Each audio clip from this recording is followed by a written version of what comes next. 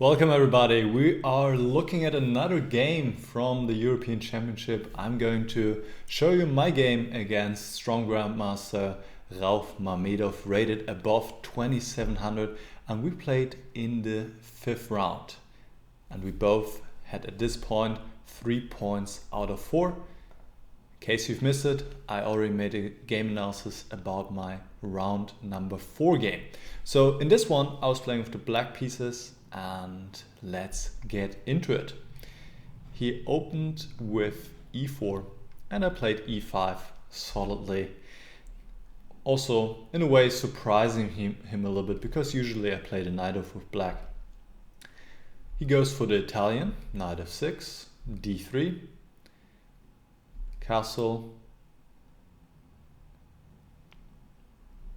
castle.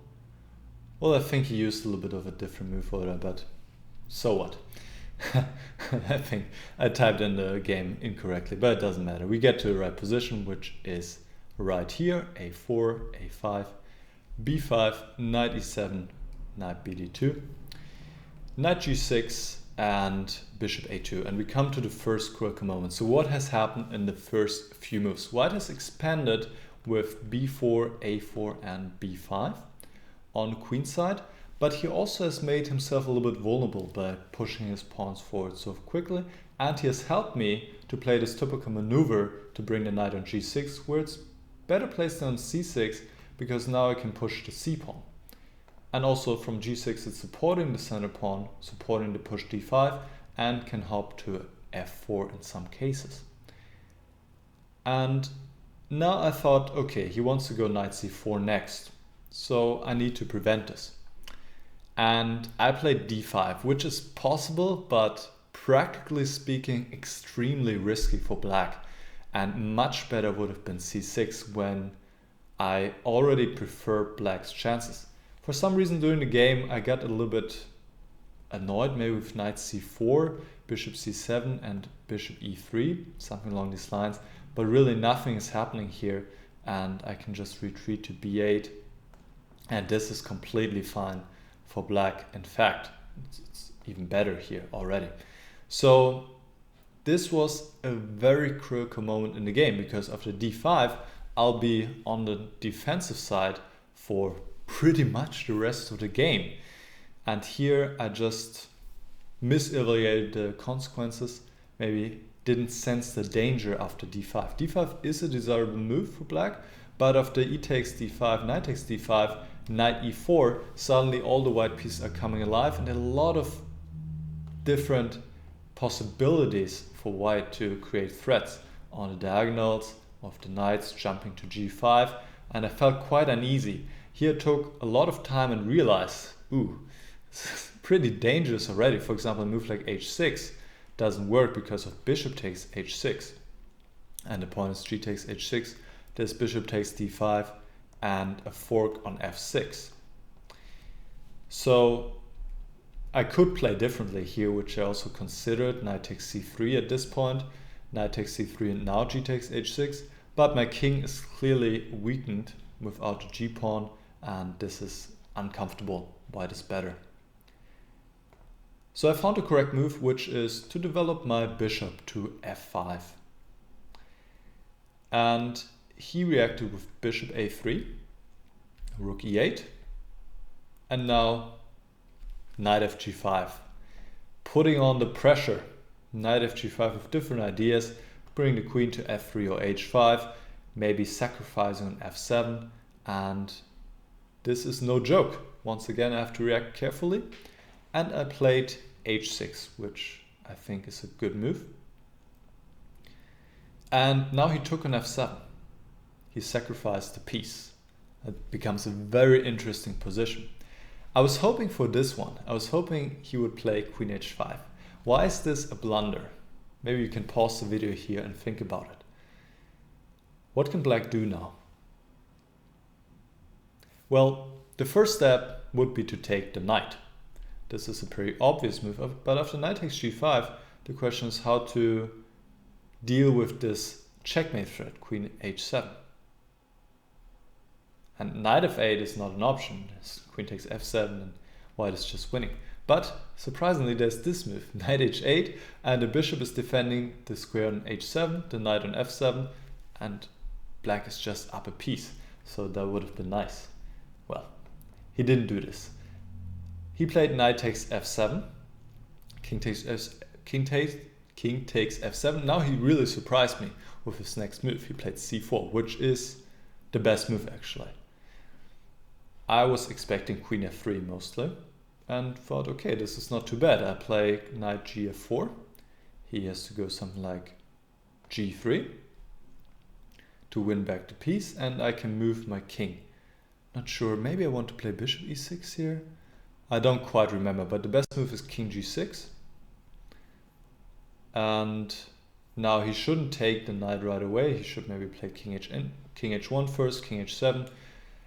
At some point he has to take, but then I just take back with the knight and I'm even better. So this is not a way for white to play for an advantage. So he played c4. And why was I surprised by this move? What do you think?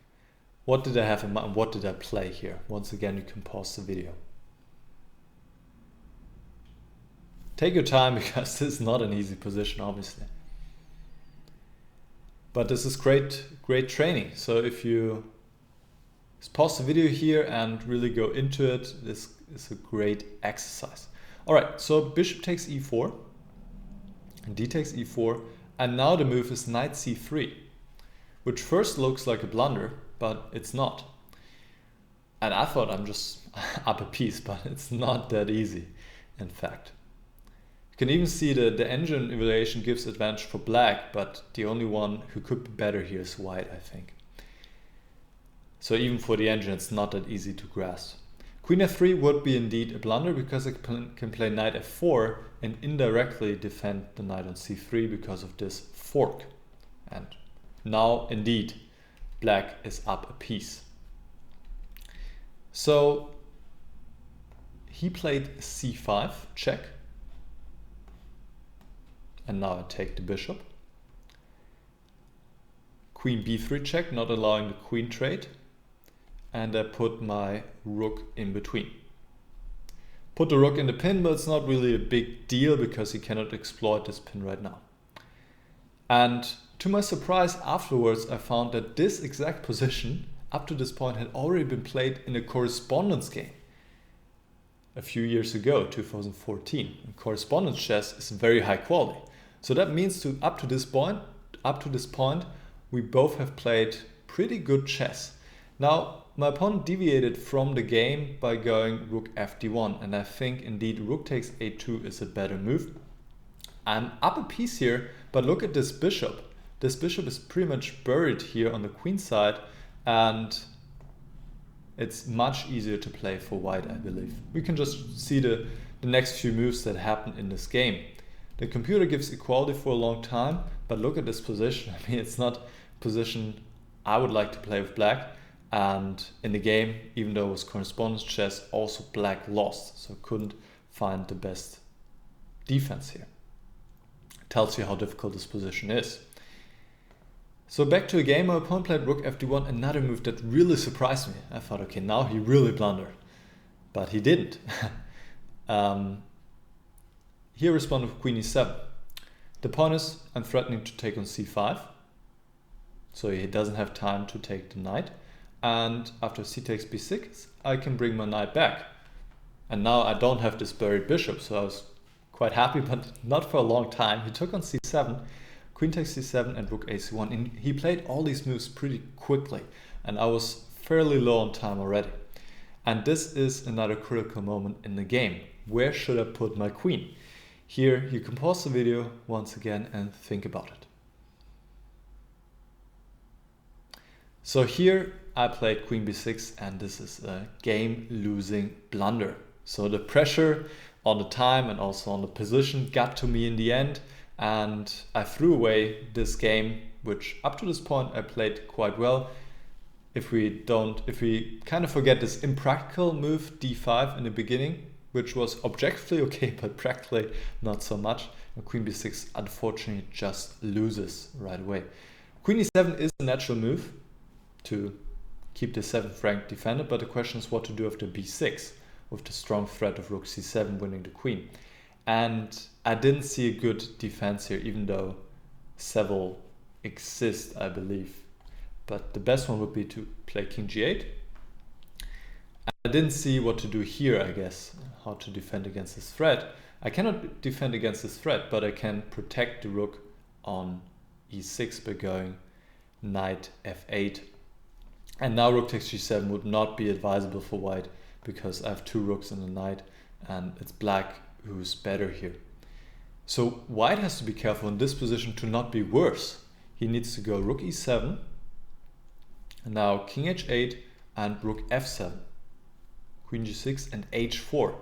I think without these 3 moves, white would be worse. Now it's a very difficult position, and who knows, maybe I would have lost here as well, but maybe I would have won. Who knows? It's completely unclear position. Computer says it's equal, but okay, very difficult to play for both sides, I believe. White has the rooks on the 7th rank and attacking chances.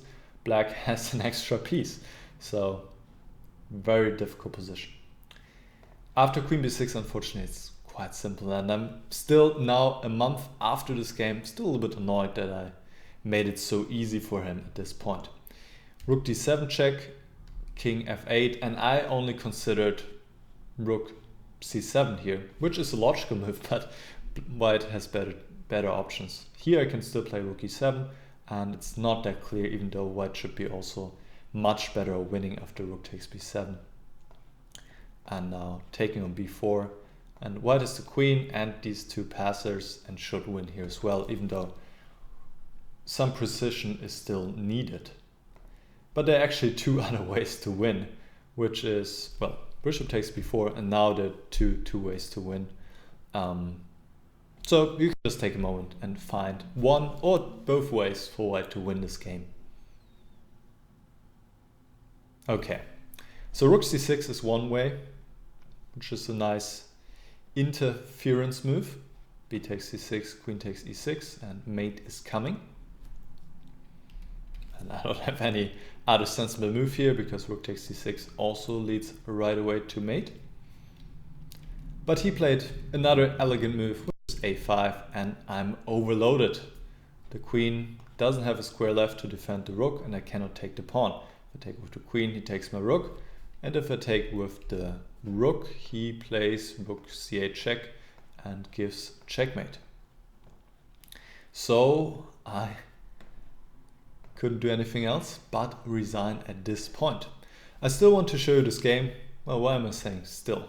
I guess I don't show losses so often, but I thought, for one, it was a very interesting game, very interesting with this piece sacrifice and just great play by my opponent. And for the other, I was still proud that I found a lot of right moves, and it made a very high quality game just with this one gross blunder at the end with queen b6 and an unfortunate end to such a good game to this point, I would say. So that left me with 3 out of 5. We went into the rest day, and afterwards the tournament continued and will continue with the next video, in which I'll show you my game from round number 9. So until then, let me know if you have any questions about this game, any comments. What did you see of the moves that I asked you to find? And if you're not subscribed yet, you can do that now. You will get notified when I publish the next videos in this series about my European Championship 2019. See you next time. Bye bye.